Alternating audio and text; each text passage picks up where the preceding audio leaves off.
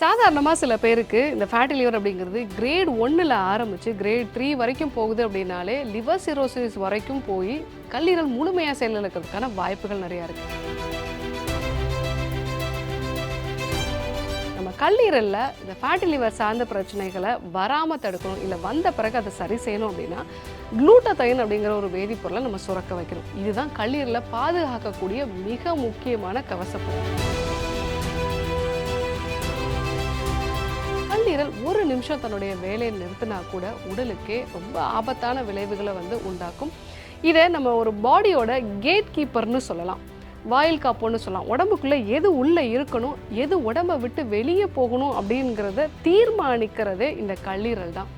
இன்றைக்கி நம்ம சாப்பிடக்கூடிய துரித உணவுகள், பாக்கெட்டில் அடைக்கப்பட்ட உணவுகள், காற்றில் இருக்கக்கூடிய மாசு, டாக்டரோட அட்வைஸ் இல்லாமல் நம்ம எடுத்துக்கொள்ளக்கூடிய மருந்து மாத்திரைகள், இதனால தான்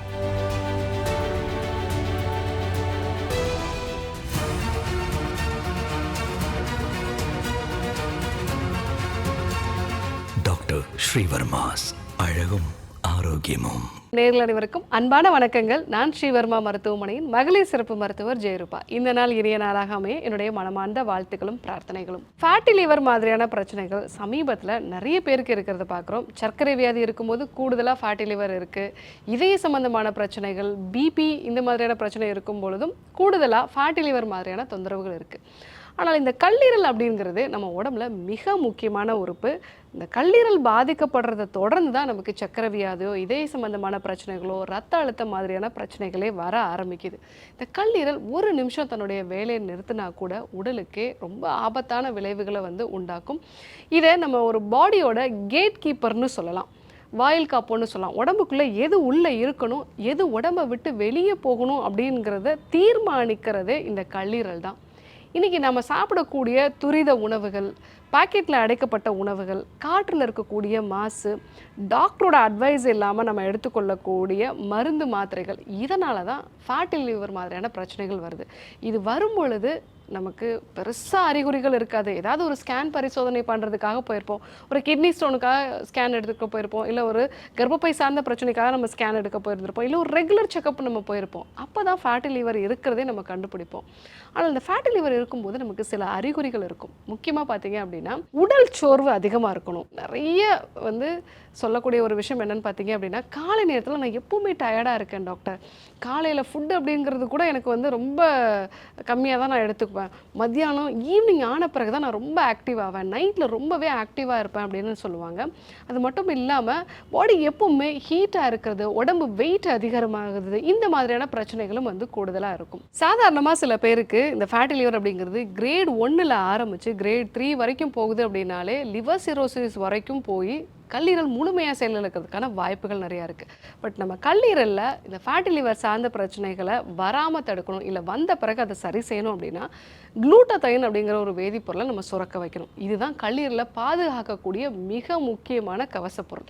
ஸோ நம்ம கல்லீரலில் எந்த மாதிரி டீடாக்சிஃபிகேஷன் நடக்குது அப்படின்னா ஃபேஸ் 1, ஃபேஸ் 2 அப்படிங்கிற 2 டீடாக்சிஃபிகேஷன் நடக்குது. அதில் முதல் வகை என்ன அப்படின்னு பார்த்தீங்கன்னா, நம்ம உடம்புல எங்கெங்கெல்லாம் டாக்ஸின் இருக்குது அப்படிங்கிறத ஐடென்டிஃபை பண்ணி அதை கொழுப்பில் கரையக்கூடிய விஷயமா இருக்கும். அதை உடைச்சு ஒரு சின்ன சின்ன மாலிகுலாக மாற்றுறது தான் ஃபேஸ் 1ல் நடக்கக்கூடியது. ஃபேஸ் 2ல் என்ன டீடாக்சிஃபிகேஷன் நடக்கும் அப்படின்னா, சின்ன சின்னதாக உடைச்ச கொழுப்பில் கரையக்கூடிய இந்த டாக்ஸின்ஸை நீரில் கரையக்கூடிய டாக்ஸினாக மாற்றி சிறுநீர் மூலமாகவும் மலம் மூலமாகவும் வெளியேற்றும். இந்த 2 ஃபேஸ் தான் நம்ம கல்லீரலில் டீடாக்சிஃபிகேஷன் நடக்கக்கூடிய நிலைகள். இதில் குளூட்டதைன் அப்படிங்கிறது ரொம்பவே அவசியமான ஒன்று. குளூட்டதைன் கரெக்டாக இருந்தால் தான் இந்த 2 ஃபேஸுமே கரெக்டாக நடக்கும். ஸோ உணவுப் பொருட்கள் அப்படின்னு பார்க்கும் பொழுது நான் சொல்லக்கூடிய இந்த 8 விதமான உணவுப் பொருட்களை ரெகுலராக நீங்கள் சேர்த்துக்கிட்டீங்க அப்படின்னா உங்கள் பாடியில் குளூட்டதைனோட அளவை அதிகரித்து ஃபேட்டி லிவரை குறைச்சிக்கலாம். முதல்ல க்ரூசிஃபரஸ் வெஜிடபிள்ஸ், அதாவது முட்டைக்கோசு, காலிஃப்ளவர், பீட்ரூட்டு, இந்த மாதிரியான உணவுப் பொருட்களை அடிக்கடி நம்ம சேர்த்துக்கிட்டோம் அப்படின்னா இதில் இருக்கக்கூடிய இண்டோல் 3 கார்பினால் அப்படிங்கிற வேதிப்பொருள் ஃபேஸ் 2 டீடாக்சிஃபிகேஷனை 50% பூஸ்டப் பண்ணுது அப்படிங்கிற மாதிரி ஆய்வறிக்கைகள்லாம் சொல்லுது. ஸோ ரெகுலராக இதை நம்ம எடுத்துக்கலாம். ரெண்டாவதாக பூண்டு, சின்ன வெங்காயம், இதில் இருக்கக்கூடிய சல்ஃபர் கண்டைனிங் அமினோ ஆசிட்ஸ் அப்படிங்கிறது குளூட்டதைன் உருவாகிறதுக்கு இதுதான் raw material. So sulphur containing amino acids நிறைய இருந்தது அப்படின்னா நம்ம பாடியில் குளூட்டதைன் நிறையவே உருவாகும். மூன்றாவதாக பச்சை நிறத்தில் இருக்கக்கூடிய கீரை காய்கறிகள், பசலைக்கீரை, கரிசாலைக்கீரை, பொன்னாங்கண்ணி கீரை, இந்த கீரைகள்லாம் நிறைய எடுத்துக்கும் போது இதில் இருக்கக்கூடிய குளோரோஃபில் கண்டென்ட் நம்ம பாடியில் இருக்கக்கூடிய ஹெவி மெட்டல் டாக்ஸிசிட்டியை உடம்பை விட்டு வெளியேற்றுது. ஆக்சுவலாக இந்த கீரைகள்லாம் நம்ம எடுத்துக்கலன்னா இந்த வேலைகள் எல்லாத்தையுமே நம்மளுடைய கல்லீரல் தான் செய்யணும். ஸோ கீரைகள் எடுத்துக்கும் போது அதுவே பாதி வேலைகளை செய்கிறதுனாலையும் அதுவே பெஸ்ட் ஆன்டி ஆக்சிடென்ட்டாக இருக்கிறதுனாலையும் ஃபேட் லிவர் சார்ந்த பிரச்சனைகளை இது தடுக்குது. வந்தாலும் அதை சரி செய்கிறதுக்கு இது யூஸ்ஃபுல்லாக இருக்குது. 4வதா பீட்ரூட்ஸ். இந்த பீட்ரூட்ஸில் இருக்கக்கூடிய பீட்டலைன்ஸ் அப்படிங்கிறது கல்லீரல் செல்களை புதுப்பிக்கக்கூடியது. அதே மாதிரி இதில் நைட்ரேட் கண்டென்ட் அதிகமாக இருக்கிறதுனால பிளட் சர்க்குலேஷனையும் இது அதிகப்படுத்துது. ஸோ இதனாலையும் ஃபேட் லிவர் சார்ந்த பிரச்சனைகள் குறையுது. 5வதாக வைட்டமின் சி சத்து அதிகமாக இருக்கக்கூடிய நெல்லிக்காய், எலுமிச்சை. இதில் வைட்டமின் சி அதிகமாக இருக்கிறதுனால இது கல்லீரல் செல்களையும் புதுப்பிக்கக்கூடியது. இதுவே நம்ம உடம்புல இருக்கக்கூடிய பித்தத்தையும் குறைக்கக்கூடியது. ஸோ காலையில் வெறும் வயிற்றில் வெதுவெதுப்பான வெந்நீரோட ஒரு அரை எலுமிச்சை சாறு சேர்த்து நம்ம எடுத்துக்கிறது, இல்லை நெல்லிக்காய் ஜூஸாக வந்து எடுத்துக்கிறது, இது வந்து ஃபேட்டி லிவரை குறைக்கும். 6வதா நல்ல கொழுப்பு வகைகளை எடுத்துக்கிறது நல்லது. அதாவது அவகாடோ, நெய், இந்த மாதிரியான கொழுப்பு வகைகளை எடுத்துக்கும் போது அந்த கல்லீரலில் ஃபேஸ் 1 டீடாக்ஸ் நடக்கும்னு சொன்னேன் இல்லைங்களா, அந்த விஷயங்களில் நல்ல ஒரு சப்போர்ட்டிவாக இருக்கும்.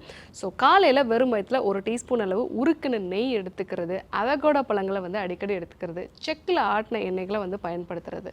ஸோ இதை ஃபாலோ பண்ணோம் அப்படின்னா ஃபேட்டி லிவர் குறைய ஆரம்பிக்கும். ஃபேட்டி லிவர்னு சொன்னோன்னே எல்லாருமே கண்டிப்பாக ஃபேட்டை முழுவதுமாக குறைக்கணும் அப்படின்னு நினைப்பாங்க. ஆனால் இந்த நல்ல கொழுப்பு வகைகள் வந்து உடம்புல ஆன்டி ஆக்சிடென்ட்ஸாக செயல்படுறதுனாலையும் கல்லீரல் செல்களை புதுப்பிக்கிறதுக்கு தொடர்ந்து இது யூஸ்ஃபுல்லாக இருக்கிறதுனாலையும் இந்த ஃபேஸ் 1 டீடாக்ஸ் நடக்கிறதுக்கு சப்போர்ட்டிவாக இருக்கிறதுனாலையும் ஸோ இந்த வகையான நல்ல கொழுப்புகளை நம்ம எடுத்துக்கலாம்.